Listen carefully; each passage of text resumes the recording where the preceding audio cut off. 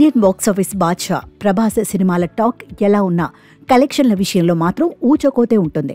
గతేడాది రిలీజ్ అయిన ప్రభాస్ కల్కి 2898 AD చిత్రం బాక్సాఫీస్ వద్ద 1200 కోట్ల కలెక్షన్లను దాటి సరికొత్త హిస్టరీ క్రియేట్ చేసింది. అలాగే ఓటీటీలోనూ 375 కోట్లకు అమ్ముడుపోయి అన్ని సినిమాల కంటే ఎక్కువ ధరలకు అమ్ముడుపోయిన సినిమాగా చరిత్ర సృష్టించింది. కానీ ఒక దగ్గర ప్రభాస్ ఫ్యాన్స్ మాత్రం పట్టించుకోలేదు. ఎపిక్ డిజాస్టర్ చేశారు. అది ఎక్కడో వేరే భాషలోనూ దేశంలోనూ కాదు, తెలుగులోనే.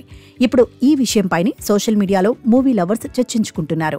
నాగ్ అశ్విన్ ప్రభాస్ కాంబోలో తెరకెక్కిన కల్కి 2898 AD సినిమాని జనవరి 12న టీవీలో ఫస్ట్ టైం టెలికాస్ట్ చేశారు.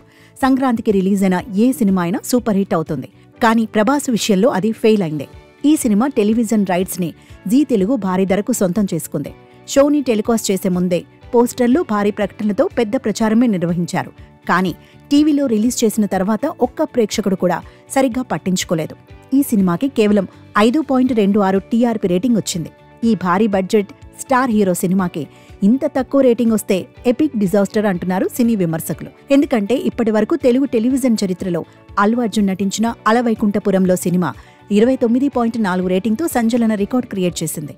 ఆ తర్వాత మహేష్ బాబు నటించిన సరిలేరు నీకెవ్వరు సినిమా 23.4 రేటింగ్తో 2వ స్థానంలో నిలిచింది. ఆ తర్వాతి స్థానాల్లో పుష్ప 1, హనుమాన్, గుంటూరు కారం సినిమాలు నిలిచాయి. వీటితో పోల్చుకుంటే కల్కి సినిమానే ఎపిక్ డిజాస్టర్ అని చెబుతున్నారు సినీ విమర్శకులు.